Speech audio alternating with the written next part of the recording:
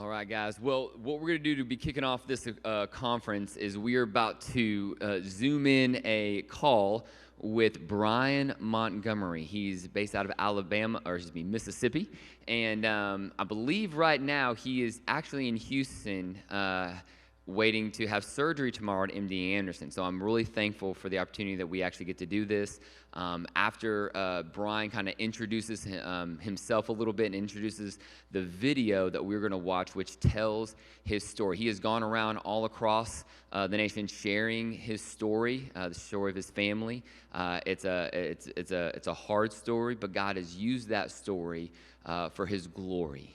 So a beautiful picture of beauty or from ashes to beauty. And so, anyways, I'm not going to talk to a little bit more. I'm going to go ahead. Let's go ahead and bring Brian up. And there he is. Hey, Brian. Hey guys, how y'all doing? We're doing good, man. Well, hey, Awesome. How you feeling?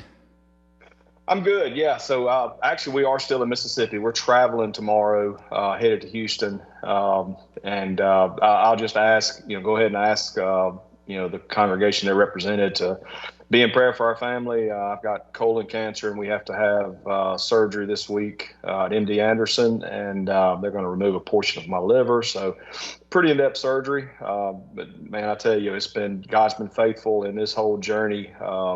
Tonight you're going to hear our story related to our son, losing our son Walker to a scheme called sextortion.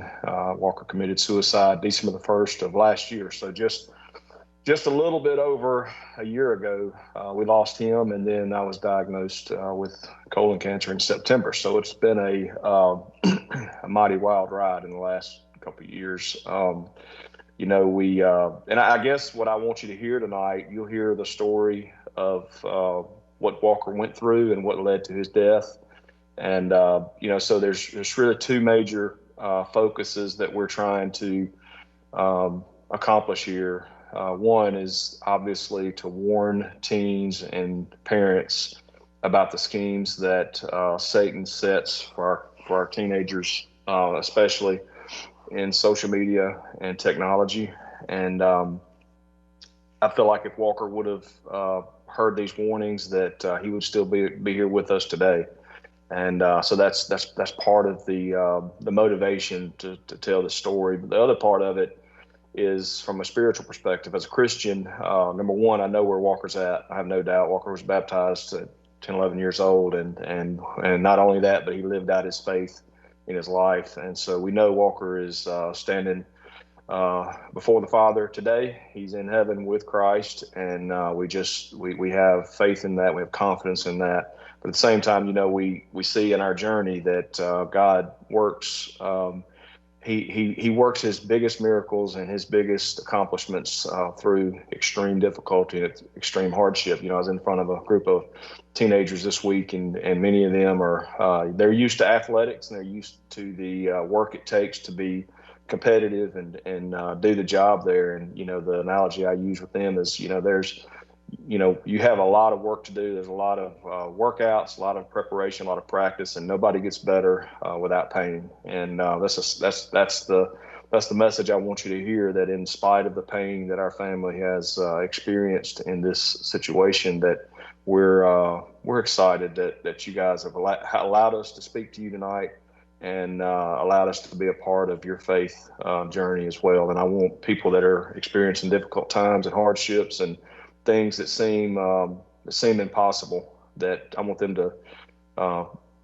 to obtain some hope through this situation that we're going to share with you. And even if you are not experiencing those kind of situations, I can just about guarantee you that there's going to come a point in life where you do, because we lived pretty much a fairy tale life up to this point, and really thought that never anticipate anything like this, I guess what I want you to hear. And so we're glad you're going to hear it. We're glad that we can be a part of that. And we know that God is faithful. We know that He is going to, number one, add many souls to the kingdom. But number two, hopefully help some teenagers avoid this trap that we've had to endure. So Tyler, I don't know if there's any questions you have for me while you got me on the line, I'll be glad to answer any questions. I know that there will probably be some after, and if that's the case, you just reach out to me. I'll be glad to do whatever it is that you'd like for me to do. Awesome. Hey, thank you so much, Brian, for taking the time, man. We will definitely be praying for you and your family, especially you guys travel, but also for your upcoming surgery. Thank you again for just allowing us to hear your story, getting to see you and hear it from you, but also just the video you sent that will explain it a little bit more. And, man, we love you, brother. And, again, God's going to continue to use you and your family's story for his glory. Well, we're confident of that, and the prayers are so appreciated. I told my wife this week, I don't know if numbers of prayers mean anything to God, but we're sending them to him. So we know that you guys are going to do the same, and anybody you can recruit for that mission, but we have no pride. So we appreciate that. Absolutely, brother. Well, hey, get some good sleep, and man, we'll hear. I'll definitely keeping in touch with you, and I'll let our people know how everything's go. Yep, follow up. Let me know how the conference goes. We're really excited. Thank you. Will do. All right, guys. Thanks, brother. See y'all. Yeah, my name is Brian Montgomery. I'm here today to kind of tell you the story of our family and a tragedy that occurred. Talk about my son, Walker Montgomery. Walker was 16 years old. We were a very close family. We were always together. We hunted and fished together. Walker developed this intense passion for football. If I could describe Walker, it would really be work ethic. If he came into a room and met you, he would walk straight up to you and shake your hand and tell you his name and look you straight in the eyes. He was that kind of kid. But all those strengths really became a weakness to Walker on the night of this tragedy. Walker had come home from school, worked out. Bennett and I had gone hunting that afternoon. We'd gone bow hunting for deer on our farm. We had supper together as a family, just a very normal night. I remember having a conversation that night around the table. We were talking about Walker had just gotten his driver's license, and we were kind of picking at him because he wanted to put big tires on it, and he's a teenager, right? My wife put Walker to bed and Bennett to bed that night. Just an ordinary night, prayed with them, put them both to bed, and everything seemed perfectly normal. But around midnight, Walker received a message on his telephone from across Instagram, through the messaging portion of Instagram. Looked very normal, looked very innocent, and the message was just something like, "Hey, what's up?" Walker answered it and said not much, just hanging out. And the conversation was, again, very normal. Like you play football, how's school going, where do you go to school, where do you go to school? What you would think of as just a normal teenage conversation, nothing out of the way, no issues at all. Well, that led to this person convincing Walker to open a video chat to have a sexual encounter over the Instagram video portion. And Walker didn't know it, but the whole time he was being recorded. He was being recorded by another device they had on the other side. And as soon as that encounter was over with, they came right back to Walker and said, "Hey, we've got this video of you, and if you don't pay us $1,000, we're going to send it to everybody that is on your Instagram list."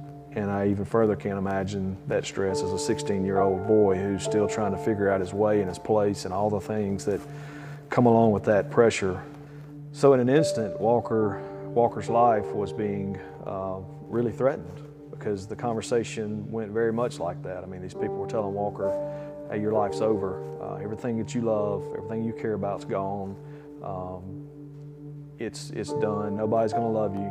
And so all those conversations, they just continued to build this mountain in front of Walker, and telling him if he didn't pay them, that they were going to send it to everybody. And Walker's begging them to stop, begging them to quit, and of course they wouldn't.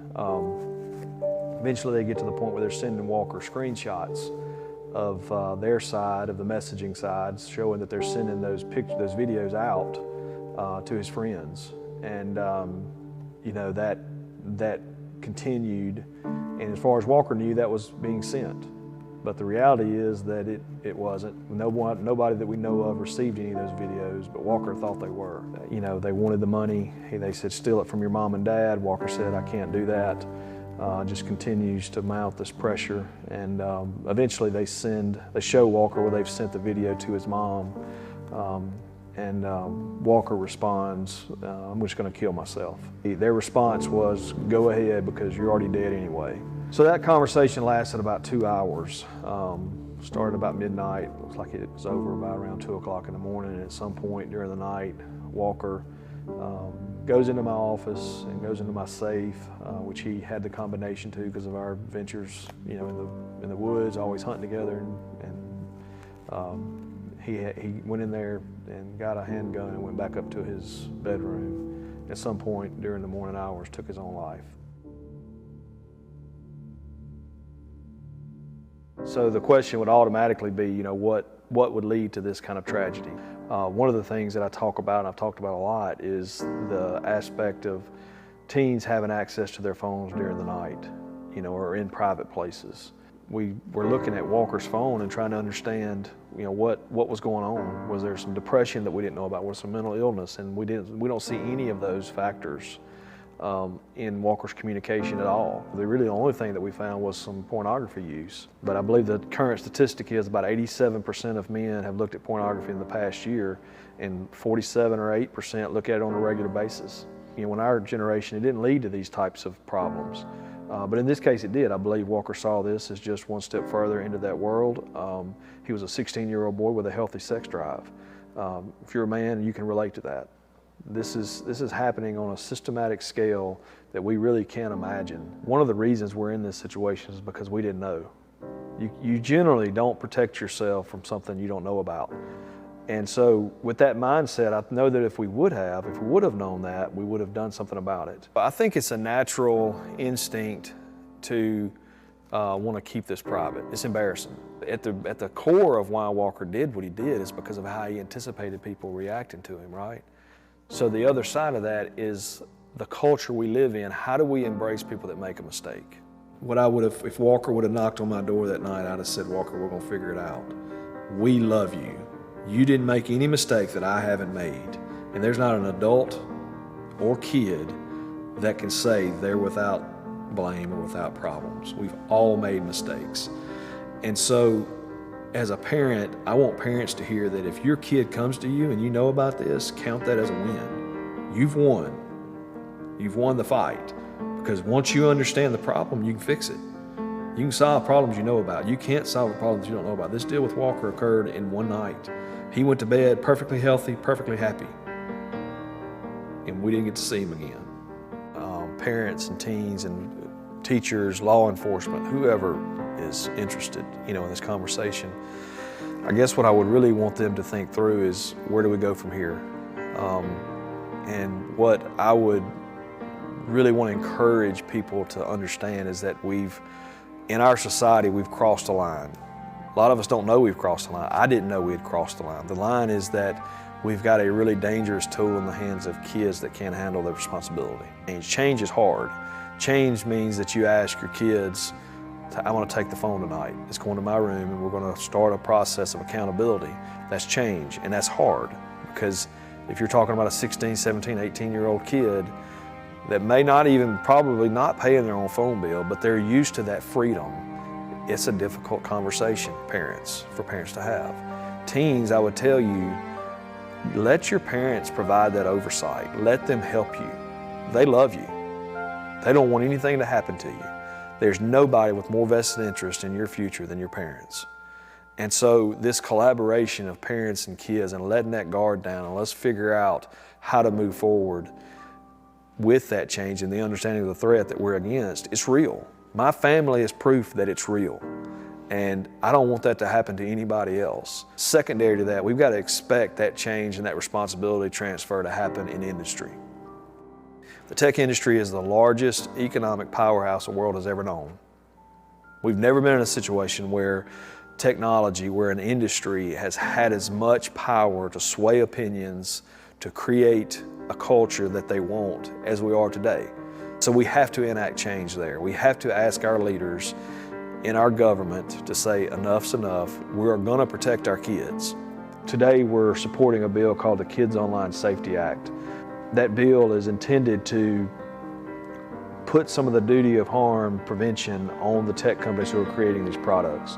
But prevention of that traffic creates a business model problem. I understand that. Kids are not able to process the same kind of information that an adult is. And we've proven that in our society. We set an age limitation for drinking. who thinks that kids are able to, especially when we start looking at situations like happened to Walker, nobody thinks that kids are able to process and responsibly respond to threats the same as an adult can. So we're asking these tech companies to put kids, put teens in a separate category than adults and give us some protections.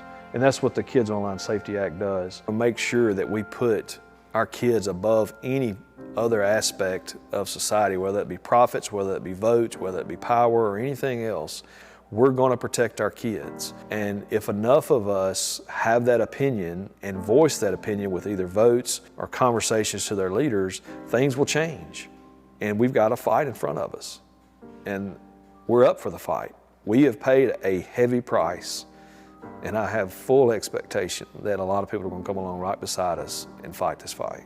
So we believe that God is going to achieve His purposes through this, and that Walker's life and death will be used by Him.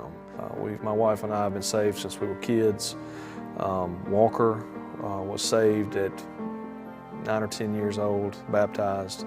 Walker, every prayer Walker ever prayed ended with thanking God for sending His Son to die on the cross for our sins. So we have no doubt where Walker is. And so what we have to take a step back to, believing there is a God, believing that He loves us, believing that He sent His Son to die for us voluntarily, which is something that as a dad I can't even imagine. So that the concept around that is that He's a loving God.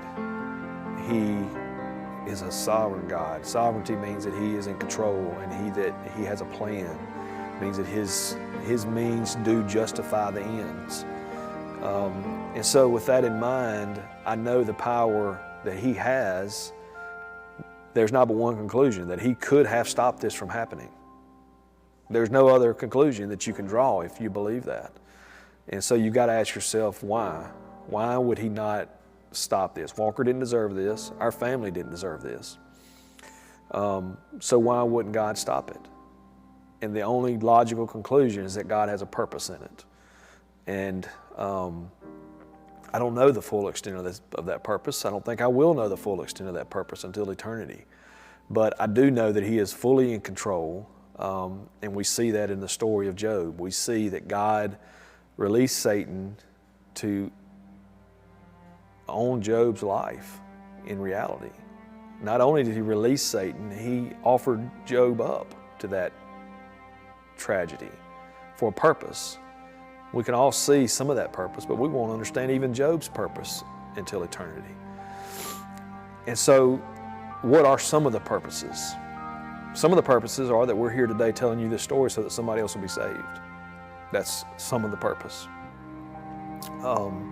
We believe that. Some of the purpose is that some of you don't know Christ. And we hope that through our lives and through Walker's life, that you'll come to know Jesus as your Savior. That's another purpose. Another purpose is the reality around our faith, that our faith really must be tried in order to be purified. We see that in 1 Peter, where he talks about our faith being tried and being purified with fire. And what is fire? Fire is trials, it's difficulties, it's tough times. It's times when you have to dig in and you have to do what you got to do. If you can ever come to the reality of how long eternity is and what the full extent of God's reach is, you realize that this life is really short. The Bible says it's like a vapor. It's here and gone. And so when we think about that, it won't be very long we'll be reunited with Walker. In the meantime, Walker is with God, with Christ in heaven, and God's left us with a job to do in the meantime. So that's our perspective. And do we have that perspective every day? No, we don't. Do we get down? Yep, we get down. We get upset. We are frustrated, get mad at God that He's asked us to do this, that He didn't stop Walker from doing what he did, that He didn't cause us to wake up to catch Walker in the act and make him stop. All those things are real. This is real. And a lot of answers we don't have. But what we do know is the sun came up today, and so He asked us to go to work, and that's what we're doing. So we went to bed that night thinking the next day was going to be perfectly normal. You know, something I talk about pretty regular is the next morning we were on the couch and crying and upset, didn't know what to do. And Bennett, Walker's brother, looked at me and said, you know, Daddy, this was just supposed to be another normal day. And we think about that and we expect every day we wake up is going to be another normal day. We woke up today and we thought, well, this is going to be just like yesterday. But it's not. We don't know when tomorrow's coming to where our lives are going to be turned completely upside down. And time is really important in this space because it moves quick. And the reality that Walker could go to bed healthy and not wake up the next morning it's just unimaginable. And so what I'm asking is to use whatever influence you have today to try to make a difference. If that's with a legislator, if that's with your social media platform, if that's just what you telling a friend with what's going on in this world, it's really important because knowledge changes everything. If Walker could have just known, if Walker could have just had an idea, I believe it would have changed the whole trajectory of his life.